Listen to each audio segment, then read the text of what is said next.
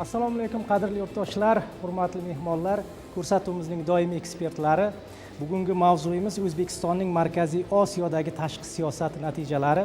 2025-yil Markaziy Osiyoda hamkorlik, ishonch va yaxshi qo'shnichilikka asoslangan yangi bosqichni boshlab berdi. O'zbekiston mintaqada siyosiy muloqot va iqtisodiy yaqinlashuvni faol ilgari surib, barqaror hamkorlik muhitini shakllantirishga hissa qo'shdi. Bugun biz ekspertlar bilan ana shu jarayonlarni birgalikda muhokama qilamiz. Endi mana 2025-yil o'tgan yil Sayfiddin aka siyosiy tadbirlarga boy yil bo'ldi deb aytishimiz mumkin. Chunki Toshkentda, Samarqandda katta bir yirik tadbirlar o'tkazildi. Dunyoning nigohi o'tgan yili O'zbekistonga qaratildi desak, to'g'ri aytgan bo'lamiz. Marhamat.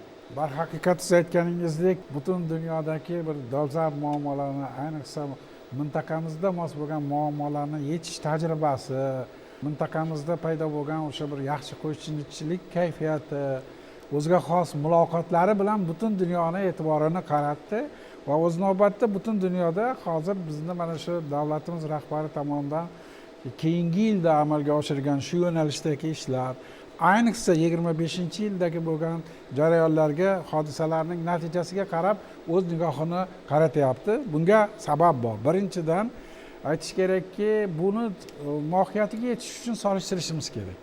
Mana 2017-yilgacha bo'lgan bir davrni olaylik, bundan buyog'ini olaylik. 2017-yilgacha bo'lgan davrda olsak, Markaziy Osiyo davlatlari o'rtasida bir-birovini tushunmovchilik, ayrim hollarda bir-birovini mensimaslik, umuman deylik ko'p darajalarda muloqot umuman yo'q edi. Lekin muammolar shunaqa tiqilib taqalib kelgan ediki, uni hal qilmasa bo'lmasdi.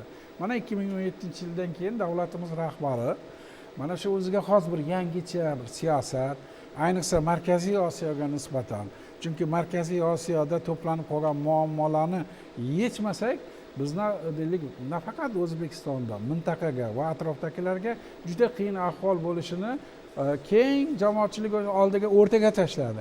Natijada birinchi strategik yo'nalish sifatida tashqi siyosatda qarang, birinchi marta bo'lishi bu Markaziy Osiyo eng ustuvor yo'nalish deb e'lon qilindi. Nafaqat e'lon qilindi, bu kerak bo'lgan hujjatlarda, strategiyalarda bu muhrlandi va amaliy jihatdan amalga oshirishga kirishdi. Mana shuning natijasida agar o'sha 17-yildan oladigan bo'lsak, 25-yilda biz aytganimizdek, hozir e'tibor bering. Birinchidan, odamlarimiz o'rtasidagi munosabat umuman yaxshi tomonga o'zgargan. Ham tadbirkorlar o'rtasida, ham o'qituvchilar o'rtasida, hamma bir o'zini bir mana shu Markaziy Osiyoni bir o'ziga xos bir fuqarosi, o'ziga xos bir kelajagi uchun harakat qiladigan sifatida qarashyapti. Bu juda yaxshi narsa, chunki bizlar dengizdan chiqa olmaymiz, boshqa davlatlarga chiqish uchun alohida chiqsangiz qo'yishmaydi, to'g'risini aytish kerak. Qo'shnilar bilan hamjihat, inoq bo'lish, ittifoq bo'lib, mana shu yaxshi qo'shnichilik shakllandi. Endi bizda bilasizmi Sayfiddin aka, tariximizdan ham o'sha Markaziy Osiyo xalqlari ahil inoq bo'lib kelganda, bu nafaqat bizni o'sha zamin, yer bir-biri bilan yaqinlashtirmak, yuraklarimiz bir-biriga yaqin bo'lganda. Endi boshqacha aytadigan bo'lsak, bu qalblarimiz yaqin bo'lgan. Chunki bir daryodan suv ichgan, bitta tarixga ega bo'lgan, bitta madaniyatga ega bo'lgan xalqning ilhomlantiruvchisi hammasi shu holatlar bo'lgan. Lekin o'z tashqi siyosatdagi harakatlar esa buni demak strategik jihatdan qo'llab, shunga resurslarni yo'naltirib, eng bitta holati bor. Juda ham ko'pchilik eshitishni xohlardim. Shu holat ma'lum darajada mintaqa rahbarlariga ham ta'sir qilgan edi. Hatto to'g'risini aytish kerak, ayrim holatda mojaroli holatning chuqurlashib ketishigacha borib qolgan edi. Bir qadam qolgan edi. Lekin mana shunday sharoitda davlatimiz rahbari katta bir bag'ri kenglik bilan mintaqa rahbarlariga murojaat qilib, ular bilan muloqotni yo'lga qo'ydi.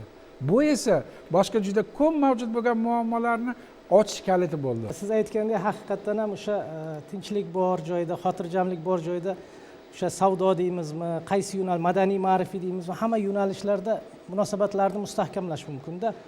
Bahrom aka, mana tarixga nazar tashlayapmiz, bugungi kunga nazar tashlayapmiz. Yuqorida ko'rsatuvgacha gaplashdikki, yirik davlatlar mintaqani taqdiri bilan qiziqyapti, bugungi kuni bilan qiziqyapti.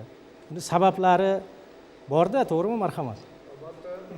Eng avvalo Sayfiddin Ahmad fikrlarini davom ettirgan holda, hurmatli prezidentimiz yagona o'tmish, umumiy kelajak shiorini tashladilar va bu haqiqatda ham hozirgi bugungi kunda Markaziy Osiyo davlatlarini, xalqlarini, ularning fikrlarini, intilishlarini, manfaatlarini e'tiborga olgan bir hamma fikrlarni o'zida mujassam qilgan bir alohida bir chaqiriq bo'lib chiqdi.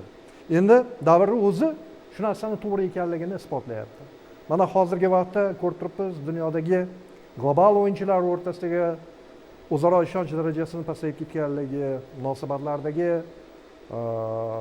o'zining milliy manfaatlarini umum insoniyat manfaatlaridan ustun qo'yishga bo'lgan intilish, muammolarni kuch bilan hal qilishga bo'lish intilayotgan bir sharoitda Markaziy Osiyoda endi o'zaro jipslashish jarayoni ketyapti. Va bu bitta narsani isbotladi. Birinchidan bu Markaziy Osiyo rahbarlari va xalqlari demakki umumiy muammolarni uchinchi bir tomonlarni aralashtirib o'zi mustaqil hal qila olish potensialiga ega. Demak, siyosiy ongi, fikri rivojlangan. Bu juda katta ko'rsatkich. Ikkinchidan, endi bu katta ulkan mintaqada hozirgi sharoitda, demak, investitsiyalarni kirgizish uchun sharoit yaratilyapti. Demakki, siz birorta bir mintaqaga investitsiya kirishingizdan oldin bu mintaqadagi barqarorlik, xavfsizlik qanchalik darajada ta'minlangan va mamlakatlar o'zaro kelishib mana shu investitsiyani birgalikda katta hajmdagi investitsiyani o'zlashtira oladimi, yo'qmi degan savolga javob beradi. Investor ham kelishdan oldin o'rganadi, joyini, shart-sharoitini, tahlil daromad qila olamanmi, yo'qmi, hamma tomonni hisobga oladi. Bahrom aka, fikringizga qo'shilaman. Mana hozir bitta o'sha yirik davlatlar deyapmiz, Nozimaxon. Mana e'tibor qilyapti, munosabatlar mustahkamlanyapti deyapmiz. Ustozimiz Xayrullo Nuriddinovni Yangi yil arafasida bitta ko'rsatuv efirga uzatildi. Ochiq meni o'zim ko'rdimda, odamni o'ylashga majbur qiladi. Ba'zilar katta ishlarni ham ko'rib e'tibor qilmaydi, aslida uni tagida qancha mehnat, zahmat yotibdi. Hozir navbatni shunga beraylik, keyin munosabatimizni davom ettiramiz. Marhamat. 38 milliondan ziyod xalq, uning tinchligi, xavfsizligi, sog'ligi, ta'limi, daromadi, buguni va kelajagi uchun xizmat qilayotganda islohotlar kechuvi doim ham oson emas, doim ham silliq emas. Prezident davlat siyosatini insonga qaratganida aynan shu mas'uliyatni zimmasiga olishdan cho'chimadi. Natijada O'zbekistonda islohotlar savoli ham boshqacha qo'yildi. Odatdagi qancha hujjatlar qabul qilindi emas, qancha inson hayotida o'zgarish bo'ldi. Ustuvor maqsadimiz mamlakatimizda yashayotgan har bir oilaning, har bir fuqaroning hayotini tubdan o'zgartirish, inson qadrini va farovonligini oshirishdir.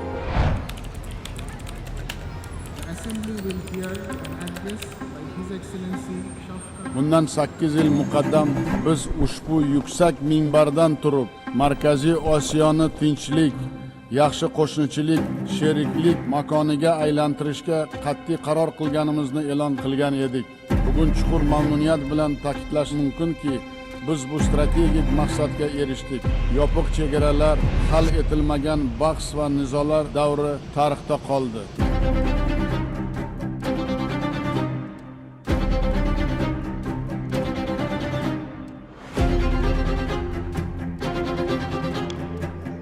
Davlat, 5 yetakchi qo'lni qo'lga bergan holda bir butun mintaqa sifatida maydonga chiqish. Bu Markaziy Osiyo tarixida ilk bor shakllangan yangi siyosiy madaniyat va bunda O'zbekiston tashabbuskor va birlashtiruvchi kuch sifatida namoyon bo'lmoqda. Bugungi kunda yangi Markaziy Osiyoni shakllantirish jarayoni boshlandi. Mintaqamiz o'zining hamjihatligi, barqarorligi, o'ziga xosligi bilan xalqaro munosabatlar tizimida alohida subyekt sifatida tobora mustahkam o'rin egallamoqda. 2025-yil dunyoda chegaralar ustida tortishuvlar qurolga aylanayotgan bir paytda Markaziy Osiyo chegara muammosini kelishuv bilan bartaraf etish mumkinligini isbotlagan kam sonli mintaqalardan biriga aylandi. O'zbekiston, Qirg'iziston va Tojikiston o'rtasida chegara masalasining uzil-kesil hal etilishi tarixiy diplomatik qadam bo'ldi.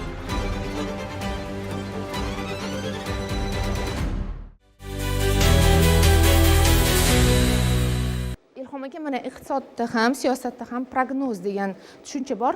Markaziy Osiyoning birdamligini tashqi ta'sirlarga, ya'ni tashqi kuchlarga chidamli deya prognoz qila olamizmi? Markaziy Osiyo mintaqasi tashqi kuchlarga chidamli desak bo'ladi, chunki 2017-yildan boshlab boshlangan islohotlar bu mintaqani yana ham jipslashtirdi. Mana ustozimiz Sayfiddin Jo'rayev ustoz aytib o'tdilar, 17-yildan boshlangan katta qadamlar bu marraga erishish uchun xizmat qildi. Muhtaram prezidentimiz Birlashgan Millatlar Tashkilotining 2017-yil 19-sentyabrdagi 72-sessiyada o'ziga xos tashabbus bilan chiqdilar. Markaziy Osiyo davlatlari maslahat uchrashuvlari tashkillash. Kelajakda albatta bu maslahat kengashi tashkilotga aylanadi va bu tashabbusni ham muhtaram prezidentimiz Shavkat Mirziyoyev tashabbus qildilar va bu platforma so'nggi yillarda mana uni ham tashkil etilganiga o'ziga xos bir 8 yildan oshdi va raqobatbardosh yoki tashqi kuchlar ta'siriga bardosh bera oladigan va bir so'z bilan aytganda mintaqani yana ham barqarorligi, hamkorligiga ta'sir qiladi. Nafaqat O'zbekiston, mintaqaning barcha davlatlariga tashqi kuchlar ta'sir qiladi. Asror aka, shu nuqtai nazardan muhimdir. Noyabr oyida o'sha maslahatlashuv yig'ilishi bo'ldi davlat rahbarlarini. Unda o'sha yig'ilish oldidan prezidentimizning maqolasi e'lon qilindi. O'sha maqolada Markaziy Osiyo o'z taraqqiyotining yangi tarixiy ahamiyatga molik bosqichiga qadam qo'ymoqda. Bugun biz chinakam birdamlik bosqichiga o'tyapmiz.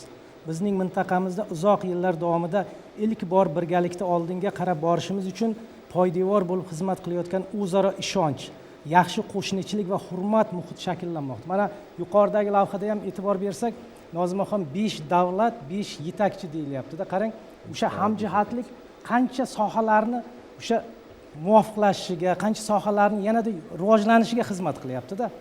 G'ulom aka, marhamat. Endi mana shu rivojlanish oddiy fuqarolarning hayotida qanday aksini topyapti? Shu haqida ham ma'lumot bersangiz. Bugungi geosiyosiy, dunyoning geosiyosiy manzarasi keskin o'zgarayotgan globallashuv davrida aynan bundan yuqorida ta'kidlangandek 7-8 yil oldin Markaziy Osiyo davlatlari o'zaro til topishda, o'zaro hamjihatlikda oqsayotgan jihatdan bugungi kunga kelib yangicha formatga, ya'ni yakdil bir mintaqa sifatida o'zini xalqaro munosabatlarda namoyon qilmoqda va shu o'rinda yuqorida savol bo'ldi. Bunda Markaziy Osiyo bilan munosabatlarda va yakdillikda O'zbekistonning o'rni qanday?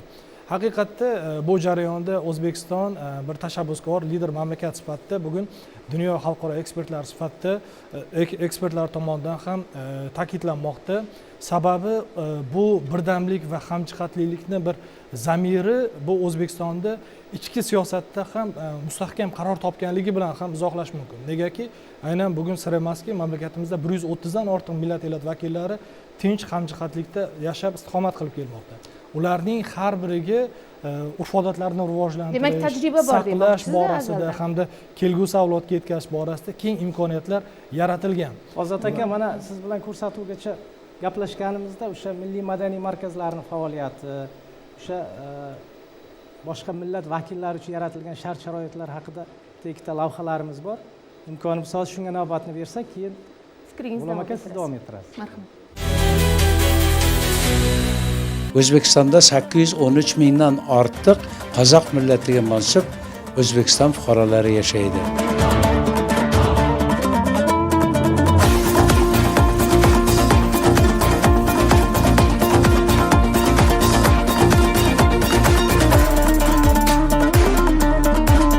Do'stlik saroyi desam ham bo'ladi.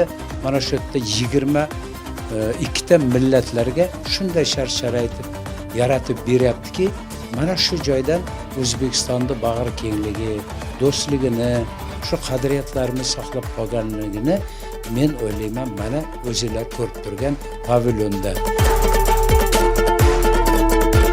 Turizm rivojlanayotgan bir paytda mana shu millatlar bir-biri bilan qanday yashayotganini mana shu do'stlik uyi orqali ko'rsa bo'ladi demoqchiman. Buni albatta qariyalarimiz biladi, o'rta yoshdagilar biladi, lekin bugungi o'sib kelayotgan yoshlarimizga an'analarini, mana shu yoshlarga qadriyatlarini ko'rsata bilsak, ular ko'zi bilan ko'rgan narsa men o'ylayman abadiy qoladi hamda do'stlikni qadrini biladi demoqchiman. Shuning uchun muhtaram prezidentimizga juda katta rahmatlarni aytaman. u kishi aytgan ediki, shunday uyni oldiga kelganda men millatni yozilmasa ham biladigan darajada hali bo'ladi deganni bugun mana natijasini ko'rib turibmiz. Prezidentimiz faoliyatlarini boshlagan kunlariyoq bitta shior bilan chiqdilarki, biz qo'shni mamlakatlar bilan raqobatda emas, balki biz birgalikda ishlashimiz kerak, hamkorlikda ishlashimiz kerak bir shior o'rtaga tashlandiki, buni isbot sifatida avvalo o'sha chegaralarni ochilishi, ana shu xalqlar o'rtasidagi bordi keldilarni aytaylik, o'sha yanada joyiga qo'yilganligi va o'sha kunlari masalan birinchi marta o'sha 9 ta O'zbekiston bilan Tojikiston o'rtasidagi chegaralarning ochilishi 9 ta punktni biz mana bir ikkitasini shuni shohidi bo'lganmiz. Qanchalik o'sha sog'inch yoshlari, men hozir o'zim ham o'sha bo'lgan voqealarni eslasam, o'zim ham hozirgacha hayajonlanaman. Ilk bor mana shu uzoq tanaffusdan keyin 2018-yilda Tojikistonga birinchi tashriflari bo'lgan paytida ommaviy axborot vositalarida shunaqa bir iboralar paydo bo'ldiki, bu tashrif unda imzolangan shartnomalar bu asr orzusi edi degan jurnalistlarimiz shunaqa bir shiorlar bilan chiqishdi. 2025-yilning mart oyida juda katta yutuq qo'lga kiritildi. Ya'ni chegaralar bilan bog'liq masalalar oxiriga yakuniga yetkazildi-da. Biz haqli ravishda aytishimiz kerakki, O'zbekiston Respublikasining bevosita muhtaram davlatimiz rahbarining siyosiy irodalari bilan 2017-yilda boshlangan mintaqaviy hamkorlik, mintaqaviy munosabatlar qator xususiyatlari bilan jahon hamjamiyatining e'tiborini tortib keldi. Birinchidan, Markaziy Osiyo mintaqasi bu asrlar davomida birlashib kelgan va umumiy sivilizatsion makonda yashab kelgan xalqlarning ijtimoiy, mustahkam ijtimoiy aloqalarini birlashtirib turadigan halqa hisoblanadi. Shu nuqtai nazardan kelib chiqib, 2025-yil O'zbekiston Respublikasining mintaqa mamlakatlar va hamkorligida bir qator yutuqlar bilan xarakterlanadi. Birinchidan, 2025-yilning mart oyida 3 ta davlat o'rtasida chegara masalasi to'lig'icha, demak, siyosiy kelishuvlar, siyosiy muzokaralar asosida tinchlik va do'stlik simvoli sifatida yakunlandi.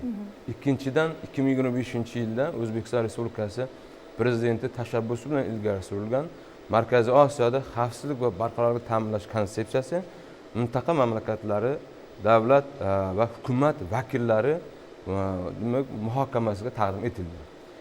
Uchinchidan, Markaziy Osiyo mintaqasida O'zbekistonni bevosita demak tashabbuslar asosida qo'lga kiritgan yutuqlarni idoraviy jihatdan ham biz tahlil etishimiz kerak bo'ladi. Ya'ni Markaziy Osiyo mamlakatlarining yetakchi ayollari doirasidagi uchrashuvlarni amalga oshirilishi, forum o'tkazilishi yoki bo'lmasa 2025-yilning oktyabr oyida Farg'onada tinchlikparvar forumda o'tkazilishi yoki bo'lmasa 2025-yilda aprel oyida Samarqand shahrida o'tkazilgan mintaqa davlatlarining maxsus xizmat vakillari uchrashuvlari yoki bo'lmasa 2025-yilda o'tkazilgan Markaziy Osiyo mamlakatlari mudofaa vazirlari darajasidagi uchrashuvlar o'tkazilishi. Bulardan ko'zlangan maqsad, yagona bir probard natija shuki, mintaqa iqtisodiy jihatdan kuchli bo'lishi kerak va ijtimoiy munosabatlar barqaror rivojlanishi kerak. Shuning uchun ham mana 2024-yilda O'zbekistonning mintaqa mamlakatlar bilan hamkorligi 2.4 milliard dollarni tashkil etgan bo'lsa, bu ko'rsatkich 2024-yilga kelganda 7.2 demak milliard dollar. Ya'ni sezilarli darajada ortdi. Endi mana siz hozir aytgan, uzr gapingizni bo'ldim, misollarga yana bir misol aytishni xohlardim. Chegara oldi savdo zonalari ham tashkil etildi. Mana ushbu savdo zonalarini haqiqatan ham iqtisodiy driver desa bo'ladimi yoki shunchaki bir ramziy loyihami bu? Yo'q, haqli ravishda, endi bu iqtisodiy masalaga to'xtalmoqchi emas edik, mayli.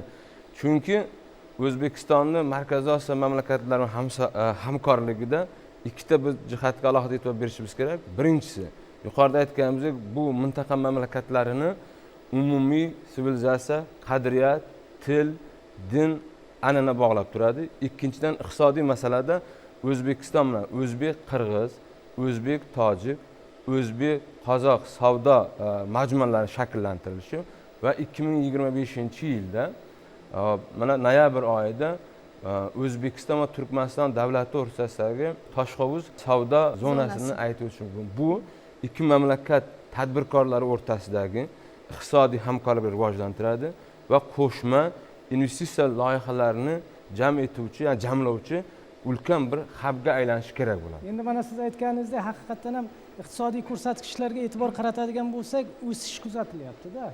Mana shu savdo nuqtalari o'z natijasini beryapti. O'sish kuzatilyapti. Marhamat opa. Bu xalqaro jihatdan kuzatilyapti-da, lekin oddiy fuqaro hayotida ham qandaydir o'zgarishlar ro'y beryaptimi, ijobiy o'zgarishlar? Haqiqatan ham mana hozir biz aytmoqmiz, Markaziy Osiyo qanchalik bugungi kunda dunyo bo'yicha nima deydi, alohida o'ringa ega bo'lyapti. Mana hozir boshida aytilgandek, haqiqatan 2017-yildan boshlab Markaziy Osiyoda va jumladan O'zbekistonda tashqi siyosat nihoyatda ochiq, transparent olib borilyapti. Bizani yurtboshimiz hamisha aytadiki, biz shunday sharoit yaratishimiz kerakki, har bir inson rozi bo'lib yashash kerak. Qachon rozi bo'ladi? Avvalambor oilada tinchlik, xotirjamlik bo'lsa, qachonki u bemalol o'zini ustida ishlashga, farzandlarini ta'lim berishiga, tarbiya berishiga imkonga ega bo'lsa. Bu borada men bularni gaplariga qo'shilgan holda aytmoqchimanki, haqiqatan ham bizda mana shu Markaziy Osiyodagi davlatlar bir-biri bilan ham siyosiy, ham iqtisodiy, ham madaniy tomondan ancha yaqin. Masalan, biz xavfsizlik masalalari bo'yicha gapiryapmiz. Terrorizm, ekstremizm, separatizm bu faqatgina bitta davlatda emas, bu butun Markaziy Osiyoda va dunyoda bu bor. Yoki boshqa narsa, mana hozir bular aytdilar, ayollarni, mana lider ayollarni, yetakchi ayollarni yig'ilishi. Gender tenglik masala ko'tarilyapti. Chunki bizani yurtboshimiz hamisha aytadiki, biz ayollarga shunaqa sharoit yaratishimiz kerakki, ular har tomonlama komil insonlarni tarbiyalash kerak. Va bu borada men aytmoqchimanki, bizda Birlashgan Millatlar Tashkiloti, Shanxay hamkorlik tashkiloti, turli davlatlar tashkiloti bilan hamkorlik orqali biz turli davlatlar bilan biz aloqalarni ham o'rnatamiz, ham rivojlantiramiz. Katta rahmat. O'zi qilinayotgan har bir tashlanayotgan qadam, qilinayotgan ishlarni zamirida o'sha xalqimizni manfaatlari turibdi-da. Mana to'g'rimi? Mana diplomatik munosabatlar deymiz, o'sha iqtisodiy munosabatlar, har jabhadagi maqsad shu, odamlarimiz rozi bo'lsin, odamlar yaxshi yashasin, ish o'rni yaratilsin degan bir ezgu maqsadlar turibdi. Marhamat. Bilasizmi, bitta narsani aytishimiz kerak. Va nihoyat bizni tashqi siyosat xalq manfaatlariga xizmat qilishni boshladi. Bu yerda hozir 2025-yil yutuqlari haqida gaplashyapmiz. Aslida bu so'nggi yillarda oxirgi 5-10 yil ichida ochiq, pragmatik, ratsional tarzda amalga oshirib kelingan tashqi siyosatning natijasi. Lekin bitta narsani biz tan olishimiz kerakda, biz 25 yil, chorak asr davomida suv beramizmi, bermaymizmi, chegarani ochamizmi, ochmaymizmi, birlashamizmi, yo'qmi, xavfsizligimizni tan olmadik. Mintaqada umumiy qadriyatlarga ega ekanligimizni tan olmadik. Bundan kim aziyat chekdi? Bundan xalq aziyat chekdi. Mintaqani yalpi ichki mahsuloti o'sgani yo'q, xalqning yashash darajasi o'zgargani yo'q. 25 yil bu chorak asr. Agar biz o'sha Yevropa ittifoqini oladigan bo'lsak, 48-yil Marshall planidan keyin 30 yil davomida bu namunaviy integratsion modelga aylangan edi. Bilasizmi, bu yerda hozir mutaxassislar ko'p narsani gapirishyapti. Bu mintaqada aslida bu unikal mintaqa hisoblanadi. Mushtarak din, tarix muammosi umumiy va uni yechimi ham umumiy. Eng asosiy masala bu yerda mintaqada biz sog'lom siyosiy tafakkur muhitini shakllantirdik. Oldin mana raqobat deylardi. Qozog'istonmi, O'zbekistonmi, Qirg'izistonmi, Tojikistonmi? Hozir sog'lom raqobat muhitini shakllantirdik. To'g'ri aytdingiz. Bu mintaqadagi davlatlar bizning baxtimizga bularning iqtisodiyoti bir-birini to'ldiradi. Biz sanoat kooperatsiyasi haqida gaplashyapmiz bugun. Sanoat kooperatsiyalarini o'sish sur'atlari dunyodagi o'sish sur'atlaridan 1,5 barobar ko'p. Hozir bu yerda nima deydi? Bunaqa ko'rsatuvlarda, hisobotlarda biz chiroyli gaplarni gapirishimiz mumkin, lekin eng asosiy masala xalqaro hamjamiyat tomonidan bu harakatlar e'tirof etilayotganligi. Mana hozir rolikda juda bir muhim masala aytildi. Markaziy Osiyo mintaqasi yangi geosiyosiy makon sifatida o'zini kashf etmoqda. Oldinlari biz bilardik, oldinlari mintaqa bilan munosabatlar asosan bu ikki tomonlama munosabatlar. Grantlar ham, munosabatlar ham, qarashlar ham. 90-yillar boshida mintaqa davlatlari o'zini ichki va tashqi ustuvor siyosiy yo'nalishidan kelib chiqib, konseptual qarashlardan kelib chiqib, bir-biriga juda zid edi. Kimdir kollektiv g'arbni tanlagan, kimdir Rossiyani tanlagan. Lekin bugungi kunda ham biz to'g'ri integratsion siyosiy jihatdan, iqtisodiy jihatdan turli xil integratsion birlashmalarga a'zomiz, lekin bir narsani tan oldik. Muammolarimiz umumiy. Hozir mana e'tibor bering-da, xavfsizlik masalalari.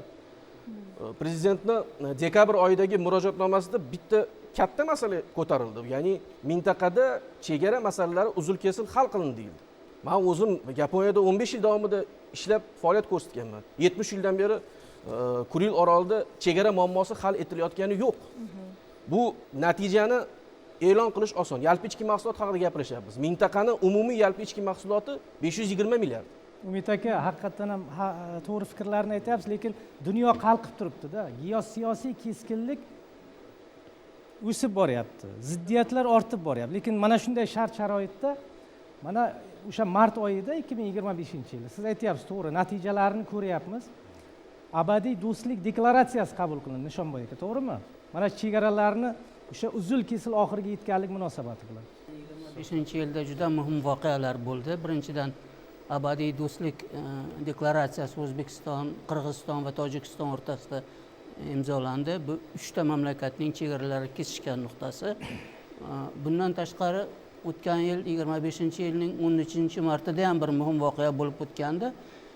Bu uzoq yillar davom etgan Tojikiston bilan Qirg'iziston o'rtasidagi nizoning tugatilishi, legimitatsiya va demarkatsiya to'g'risida qarorning qabul qilingani. Bu O'rta Osiyoda barqarorlikni vujudga keltirish va taraqqiyotni ta'minlash uchun juda muhim omil bo'ldi. Mana shu shartnomaga erishishda ham yaqinda men Qirg'iziston Respublikasi prezidenti Sadir Japarov bilan tashqi ishlar vaziri Qulibayevni intervyularini ko'rib qoldim. Ikkalasi ham o'zining intervyusida mana shu natijaga erishishimizda O'zbekiston prezidenti juda katta rol o'ynadi degan fikrni e'tirof etdi. Hozir mana xavfsizlik bo'yicha gapirdilar ekspertimiz. Qo'shma harbiy mashg'ulotlar ham olib borilayotganidan xabarimiz bor. Har qanday mintaqada Yevropa ittifoqi deymizmi, Shimoliy Amerika deymizmi, o'zaro qo'shni bo'lgan, hamkor bo'lgan mamlakatlar o'zini hududida qo'shma loyihalar, demak bu jahon tajribasi. Jahon tajribasi. Ayniqsa mana bizni Markaziy Osiyo davlatlarini ikkitasi bilan bizda ittifoqchilik shartnomalarimiz bor. Tojikiston va Qozog'iston. Bu respublikalar bilan biz bevosita harbiy sohada ham hamkorlik, harbiy sohada ham qo'shma amaliyot.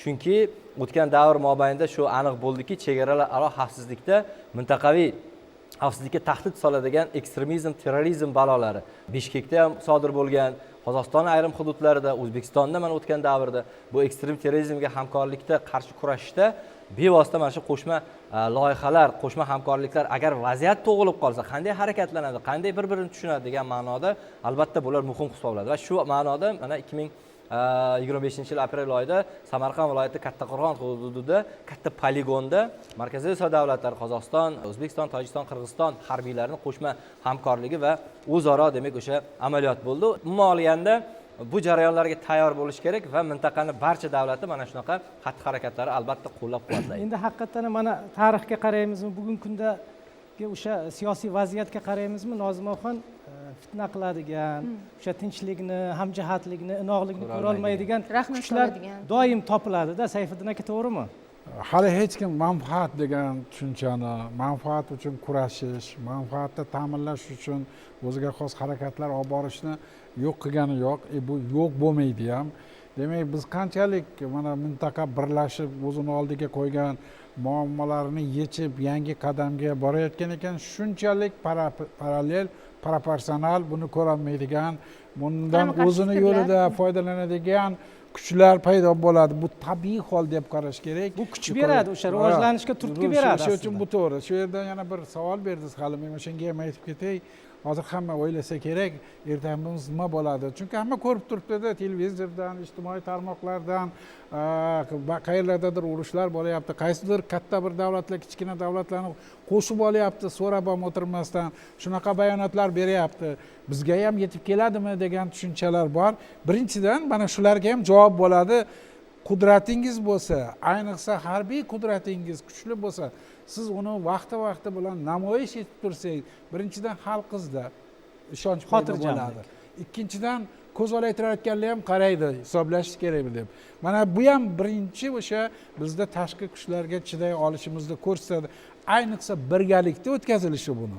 Demak, yagona kuch sifatida, yagona birlashib tura olishimizni ko'rsatib namoyish qiladi. Bu juda ham muhim. Endi ikkinchi jihatdan bir narsaga biz tura olamizmi haqiqat deganda yana bir narsaga e'tibor berish kerak. Bugungi juda ko'p muammolar, ayniqsa strategik ahamiyatga ega bo'lgan masalalar o'zaro kelishgan holda qaror qabul qilishga bog'liq. Mana shu nuqtai nazardan olib ko'radigan bo'lsak, Markaziy Osiyoda hozir shu xavflarga, bundan keyin bo'lishi mumkin bo'lganlarga ham va oldinga ketishimiz uchun ham qaror qabul qila oladigan hammani manfaatlarini hisobga olganda shu maslahat kengashining keyingi yangi bosqichga chiqishi. Davlatimiz rahbari aytganlaridek, bu yerda yangi bosqich boshlandi. Yana o'sha maslahat kengashiga institutsional berilishi, demak shu bu holatlarni o'rganib borishni, muvofiqlashtirishni va kerakli qarorlarni tayyorlab qo'yishni ko'rsatib beradi. Ikkinchidan, ayrilganni bo'ri yer deydi. Biz hozir jahon siyosatiga kirib bordik. Har bitta masalalarda mana bizni kuzatuvlarimiz ko'rsatadiki, Rossiya ham, Xitoy ham deylik, Amerika ham, Yevropa ham birinchi bo'lib rahbarlari ko'rganda Markaziy Osiyoda situatsiya qanday, vaziyat qanday deb o'rganishadi. Bu bor narsa. Bu ham faxr, ham mas'uliyat. Demak, ular qaysidir jihatdan bizda potensial borligini e'tirof etishayotgani va hisoblashayotganini bildiradi. Bu juda ham shu ma'noda, masalan, deylik, o'sha siz aytgan maqolada ham davlatimiz rahbari o'tgan yili e'lon qilgan shu yangi Markaziy Osiyo boshlangandan keyin bu yerda birinchi navbatda o'sha deylik har bir davlatni, har bir rahbarini, har bir institutlarini mana shu jarayonning ijobiy tomonini ham, salbiy tomonini ham anglab yetganligida. Mana shundan kelib chiqqan holda bizda hozir o'ziga xos muvozanat, qaror qabul qilish tajribasi shakllandi. Birinchidan, rivojlangan davlatlar bilan, yuqorida aytganlar bilan, masalan, C5+1 formatida, ikkinchidan davlatimiz rahbarining to'g'ridan to'g'ri muloqotlari, telefon muloqotlari, masalan, hozir 2025 yildagi vaziyatni oladigan bo'lsak, mana deylik Rossiya rahbari bilan prezidentimiz faqat telefonda 9 marta telefon qilib gaplashgan. Kun tartibida mana shu iqtisodiy munosabatlarni rivojlantirish va xavfsizlik, shunga xos bo'lgan muammolar. Xuddi shunday muloqotlarni mana deylik o'tgan yili biz birinchi marta bo'lishi bu Amerika Qo'shma Shtatlari davlat rahbarining ham telefon qilishi va boshqa bu jarayon kuchayib boryapti. Bu ham bir o'sha javob bera oladigan mexanizmdan bittasi hisoblanadi. Chunki demak, xavf-xatar yoki muammo yo kelajak istiqboldagi oid reja paydo bo'lganda kelishib olishlari juda katta turtki beradi keyingi jihatga. Sayfiddin aka, mana xalqaro sheriklar, xalqaro munosabatlarga bevosita o'tdi mavzuyimiz. Hozir bizda bitta lavhamiz bor. Shuni ko'raylik, keyin fikrlarimizni davom ettiramiz. 2025-yilda xalqaro siyosat lug'atida yangi ibora mustahkam joy oldi. Markaziy Osiyo plus. Leaders from 5 Central Asian nations preparing for a White House meeting. Markaziy Osiyoning 5 yetakchisi tarixda birinchi marta birgalikda Amerika Qo'shma Shtatlari poytaxti Washingtonda Oq uyga taklif etildi. Bu e'tirof. Dunyo Markaziy Osiyoga nega bunchalik katta qiziqish bildiryapti? Chunki bu mintaqa endilikda muammo manbai emas, yechim taklif qiluvchi makonga aylanyapti. Chunki bunda qarama-qarshilik emas, o'zaro tinglash va qabul qilish bor. Chunki geosiyosiy keskinliklar zamonida Markaziy Osiyo muvozanat va sobitlik ko'rsatmoqda. Jurnalistlar e'tirof etishdiki, aynan geosiyosiy keskinlik jarayonida Markaziy Osiyoni tinchlik orolchasi deb atashimiz mumkin deya. Mana shu fikrga ham izoh bersangiz. Bahrom aka, marhamat. 25-yilda Markaziy Osiyo plus formatida 6 ta katta uchrashuvlar bo'lib o'tdi. Bu Yevropa ittifoqi bilan, Italiya bilan, Rossiya Federatsiyasi bilan, undan keyin mana eng oxirgisi Amerika Qo'shma Shtatlari va Yaponiya bilan. Endi bu degani nima degani? Bu degani o'sha Markaziy Osiyoning xalqaro munosabatlarning obyekti emas, endi subyekti ekanligi va o'zining muammolarini va xalqaro miqyosdagi muammolarni yechimini izlash bo'yicha o'zining qarashlari va takliflari bor ekanligini va u inobatga olinayotgani fikr inobatga olinayotgani belgisi. Bu birinchidan. Ikkinchidan, boya yuqorida aytib o'tdingiz, siz 25-yili mart oyida katta o'quvlar bo'lib o'tdi. U yerda nafaqat Markaziy Osiyo, u yerda Ozarbayjon Respublikasi ham qurolli kuchlar vakillari ham ishtirok etdi. Bu yana bitta masala. Va 25-yilda yana bitta tarixiy voqea bo'ldi, ya'ni Maslahatlashuv kengashiga Ozarbayjon Respublikasi to'laqonli a'zo bo'ldi. Bu nima degani? Bu birinchidan o'sha avvalo Markaziy Osiyo mintaqasidagi hozirgi dinamikani, ijobiy dinamikani qo'shni mintaqalardagi davlatlar ham ko'rib turibdi. Va intilish, mana shu taraqqiyot drayveriga, mana shu yo'nalishga, ular ham to'lqinga a'zo bo'lishga harakatda. Bu bir. Endi ikkinchisi, iqtisodiy masalalar bor.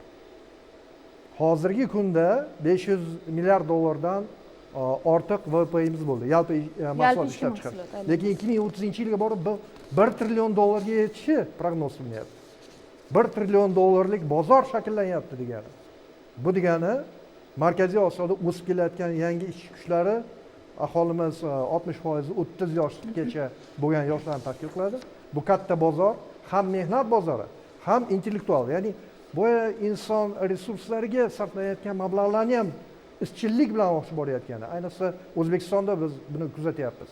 Bu juda katta turtki beradi. Va uchinchi yo'nalish o'zaro savdoyimiz 11 milliard dollar hozirgi kunda. Yuqorida aytib o'tildi, umumiy iqtisodiy agar qarasak bir-birini to'ldiruvchi iqtisodiyotlar. Biz raqobatchi emasmiz. Demak, bir-birimizni to'ldiramiz. Va agar mozaikani tiklaydigan bo'lsak, mana shu tinchlik, xavfsizlik sharoitida shakllangani va davlatlar o'rtasidagi demarkatsiya, delimitatsiya jarayonini tugatilgani qo'shma sanoat kooperatsiyasini olib borishga imkoniyat beryapti. Va biz 2040-yilgacha sanoat kooperatsiyasi to'g'risida konsepsiyani ishlab chiqish to'g'risidagi takliflarimizni bildirdik. Ko'ryapsizmi, bu hammasi bir-biriga uzviy va tizimli bog'liq bo'lgan masalalar. Rahmat Bahrom aka, mana Markaziy Osiyo O'zbekistonning tashqi siyosatidagi o'rni mavzusida gaplashyapmiz. Endi mana iqlim o'zgarishlari bugun juda katta muammoga aylanyapti. Suv energetika ko'pchilikni tashvishga solib qo'ygan. Mana transchegaraviy suv resurslaridan foydalanish masalasida bu ham yumshatildi. Bu bo'yicha ham aniq bir qadamlar tashlandida. Marhamat. Juda ham to'g'ri. Mana biz bugungi kunda aytibamizki, O'zbekiston raisligida mintaqaviy xavfsizlik arxitekturasi shakllandi. Demak, bu arxitekturasida hamma soha, ham harbiy kuchlarni birlashtirish, hamda biz o'sha siz aytayotgan suv resurslari to'g'risida, hamda eng asosiy bugungi kunda ta'lim, tarbiya asosida ham hamkorlik nihoyatda muhim.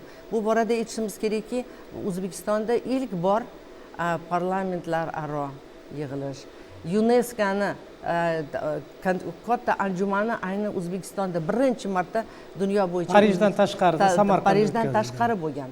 Bundan tashqari mana biz aytamizki, O'zbekiston va Yevropa ittifoqi hamkorligida biz turli ta'lim loyihalarini rivojlantiryapmiz. Va bu borada aytishimiz kerakki, Markaziy Osiyo dagi barcha davlatlar shunda hamkorlik qilyapti. Bu nihoyatda muhim. Chunki mana hozir aytamizki, qancha biz birlashsak, ta'lim sohasida, madaniyat sohasida, har qanchalik turli mana shu tabiiy resurslar bo'yicha birlashadigan bo'lsak, hech qanaqa nizoga o'rin qolmaydi. Marhamat. Yoshlar va madaniy aloqalarning ham bu boradagi o'rniga biroz fikr bildirib ketsangiz. Buni oldingi fikrga agar so'z bersangiz qo'shib chiqsak, mana institutsional asoslar haqida gap bo'ldi-da. Biz hozir o'sha 7 yil oldin bu format taklif etilganda, ya'ni davlat rahbarlarini maslahatlashuv uchrashuvlari. Bu navbatdagi bir amalga oshadimi yo'qmi? Juda shubhalar ko'p bo'lgan. Chunki bunga o'xshash fikrdagilar ham bo'lgan. Bunga o'xshash skeptik qarashlar. Bunga o'xshash integratsion modellarni biz yaqin tariximizda boshimizdan kechirdik. Bugun 25-yil yanvar oyida o'sha maslahatlashuv uchrashuvlarining milliy koordinatorlarining ilk yig'ilishi o'tkazilishi. Bu biz hozir integratsion jarayonlarning yangi bosqichi haqida gaplashyapmiz. Institutsional asoslarni yaratish haqida gaplashyapmiz. Shaxslar bilan emas, endi institutsional jarayonga o'tdi-da bu. Chunki mana C5+ formatlari 2004-yilda Yaponiya taklif etgan paytda birinchilardan bo'lib taklif etgan. Yaponiya birinchilardan bo'lib Markaziy Osiyoni yagona platformaga birlashtirib, uni yagona bir geosiyosiy makon sifatida ko'rgan. O'sha paytda 1-2 ta davlat edi. Bugun mana 15 ga yaqin davlat. 25-yilda Yevropa ittifoqi, Xitoy, AQSh, Rossiya, Yaponiya davlatlarini uchrashuv formatini davlat rahbarlari darajasiga ko'tarmoqda. Bu o'zi emas, chunki mana Vashingtonda davlat rahbarlari yig'ilib, mana AQShga taklif etildi. Biz 5 yil davomida ko'rgan bo'lsak, eng maksimali bu vazirlik darajasida bu masalalarni muhokama qilardi. Bugun xalqaro hamjamiyat Markaziy Osiyo mintaqasini e'tirof etmoqda va bilasizmi, eng asosiy masala xalqimiz buni qanaqa his qilyapti. Biz ochiq eshiklar siyosatini amalga oshiryapmiz. Bugun 30 dan ortiq davlat vizasiz kelishi mumkin. 40 dan ortiq davlat soddalashtirilgan tartibda O'zbekistonga tashrif buyurmoqda. Biz turizmni sanoatga aylantirdik. Hozir turizm O'zbekiston iqtisodiyotini diversifikatsiyasida asosiy rol o'ynamoqda. Ziyorat turizmi degan tushunchalarni kiritdik. Qachon bu mintaqada ziyorat turizmi shakllantirilgan? Bu tushunchalar ham yo'q edi. Xalq diplomatiyasi masalasi, fuqarolik jamiyatining institutlarini faoliyatiga urg'u berish masalasi. Hozir mana madaniyat markazlari haqida rolik ko'rsatdingiz. Kecha mana boshqa bir ko'rsatuvda shu madaniyat markazlari rahbarlari bilan birga edik. E'tirof etishmoqda. Bugun biz munosabatlarni yo'lga qo'yayotganimizda davlat chegarasi, pasportning rangi, bir qanaqadir masalalar bo'yicha pozitsiyalar haqida gaplashmayapmiz. Biz umumiylikni qidiryapmiz. Chunki suv muammosini gaplashasizmi, ekologiya muammosini gaplashasizmi, u hal bo'lib qolgani yo'q, lekin munosabat o'zgardi. Munosabat o'zgardi. Farhod gesi, Ro'g'in gesi, Qambarota gesi masalalari. Suvimiz mintaqada ko'payib qolgani yo'q, lekin o'sha suvni birga vegetatsion davrda birga hamkorlik qilaylik. Tojikiston bilan mana Zarafshon daryosini bo'yida mana qator GESlar qurish bo'yicha loyihalar ko'p. Eng asosiy masala shuni davlat rahbarlari o'rtasida ishonch muhiti paydo bo'lgani mana bunday nozik masalalarni muhokamasiga yo'l ochib berdi. Rahmat Umid aka, o'zi bor narsalar haqida gaplashyapmiz-da. O'zi qilinayotgan ishlarga bir nazar tashlayapmiz. O'zi bu ishlar qilinyapti bugun. Marhamat. O'sha 2025-yil mintaqaviy hamkorlikni rivojlantirish bo'yicha muhim natija bu hozir mana yuqorida fikr bildirilyapti. Tojikiston davlatining 21-asrda Markaziy Osiyoda do'stlik, yaxshi qo'shnichilik va hamkorlik to'g'risida bitimga qo'shilishi. Bu bevosita maslahatlashuv uchrashuvlarini 2022-yilda Qirg'izistonda bo'lib o'tgan uchrashuvda ilgari taklif etildi. Cho'lponatada. Mintaqadagi millionlab qardosh xalqlarni jipslashuvda, birlashuvda, quda andachilik munosabatlarini rivojlanishida muhim rol o'ynaydi va shu bilan birgalikda mintaqaning muhim bir nozik jihati bu ekologiya masalasi, suv resurslari masalasi. Shu bo'yicha mana O'zbekiston Respublikasi, Qirg'iziston Respublikasi bilan hamkorlikda Qambarota GES 1 loyihasida yoki bo'lmasa Tojikiston davlati bilan yuqorida aytib o'tgandek o'sha Amudaryodan foydalanish bo'yichagi muvofiqlashtirish masalasi yoki bo'lmasa Turkmaniston bilan Amudaryodan foydalanish. O'zbekistonni mana Qirg'iziston bilan o'sha Chashma suv omboridan foydalanishda konsensusga kelishuv masalasi yoki Turkmaniston bilan Amudaryodan foydalanish masalasida konsensus. Sababi O'zbekiston Markaziy Osiyo mamlakatlari ichida yagona umumiy chegaraga bo'lgan davlat va bu bevosita O'zbekistonning o'sha mintaqaviy munosabatlarda indikatorligini bildiradi. O'zbekistonning mintaqa mamlakatlar bilan qardoshlik munosabatlarini mustahkamlashga xizmat qiladi hamda O'zbekistonda boshqa mamlakatlardagi kamdan kam uchraydigan analogi yo'q bo'lgan masala bu O'zbekiston millatlararo munosabatlar masalasida dunyo mamlakatlarining e'tirofidagi mamlakat. Milliy madaniyat markazida bular 130 dan ortiq millat elat vakillarining urf-odatlarini, an'analarini o'tgan yillar davomida mustahkamlab rivojlanayotgan yagona davlatlar. Katta rahmat. Ozod aka, mana abadiy deklaratsiya haqida ham bir to'xtalib o'taylik. Bu o'z-o'zidan bo'lib qolmadi-da. Joriy yilning mart oyida muhim bir siyosiy voqea, aynan O'zbekiston, Tojikiston, Qirg'iziston davlatlari yetakchilari bevosita aynan Xo'jand shahrida do'stlik stellasining qad rostlaganligi tashabbus bilan va abadiy do'stlik to'g'risidagi deklaratsiyani qabul qilinganligi ham bu mintaqada tinchlikni yanada barqarorlashtirishda muhim bir voqea bo'lib xizmat qiladi. Va shu o'rinda yana bir jihatga alohida e'tibor qaratmoqchi edim. Nafaqat so'nggi yillarda davlatlar rahbarlari ishtirokidagi maslahatlashuv uchrashuvlari, balki aynan yoshlar o'rtasidagi uchrashuvlar ham tez-tez bo'layotganligi va shu o'rinda mana o'tgan 2025-yilda Turkiy davlatlar 3-diaspora yoshlarini xalqaro forumi ham aynan Toshkent shahrida o'tkazilganligi ham bu yoshlar ham bugungi kunda yakdil bir hamjihatlikda fikrlayotganligi va kelajakda ular ham bevosita hal qiluvchi bo'g'in sifatida Lokomotiv sifatida ham birdamlikni ishtirok lokomotiv sifatida o'zini namoyon qilayotganligini ham ko'rishimiz mumkin. Rahmat Sayfiddin aka. Sayfiddin aka, mana 2025-yilni Markaziy Osiyo mintaqasi uchun kashf etilish yili deya olamizmi? Haqli ravishda. Albatta, buni shu 25-yilda bo'lgan voqealar oldin boshlanib, o'ziga xos bir kulminatsion nuqtasiga chiqqanligi haqiqatdan ham dunyo siyosati uchun ham, Markaziy Osiyo uchun ham, o'zimiz uchun ham bir yangitdan kashf qildi. Mana shu yerda bitta markaziy nuqta bor. Men shu savolni kutgan edim. Qisqasi, ko'pchilik yoshlarimiz, yangi avlod, kattalar ham hozir qiziqyapti-da, nima bo'lgan ekan eng markaziy nuqta deganda men aytgan bo'lardim. Mana shu prezidentimizni Markaziy Osiyo bo'yicha olib borgan siyosatlarini natijasiga berilgan baho bu dunyoning eng yirik kishi davlati Amerika prezidenti tomonidan ta'rif berildi. Bu odam aytganini qiladi degan narsa bu juda katta baho. Men o'ylaymanki, ham ishonch, ham mas'uliyatni, ham bizni davlatimizni rahbarimiz siyosatini e'tirof etib u bilan hisoblashayotganligini bildiradi. Bu demak biz oldimizga qo'ygan maqsadlarga albatta erishamiz. Markaziy Osiyo dunyoning bir o'ziga xos jipslashgan mintaqasi sifatida dunyo muammolarini va mintaqa muammolarini yechishga juda katta hissa qo'shadi. Rahmat, qisqa xulosaviy fikrlarga o'taylik, marhamat. Agardagi murojaatnoma deganda nafaqat Oliy Majlis, balki oddiy xalqqa, har bir insonga mo'ljallangan hujjatni har bittamiz qalban tushunishimiz kerak va unga amal qilishimiz kerak. Bahrom aka. Albatta, kirib kelgan 26-yil nafaqat O'zbekiston uchun, balki Markaziy Osiyo mintaqasi uchun ulkan yutuqlar va jipslashish yili bo'ladi, albatta. Marhamat.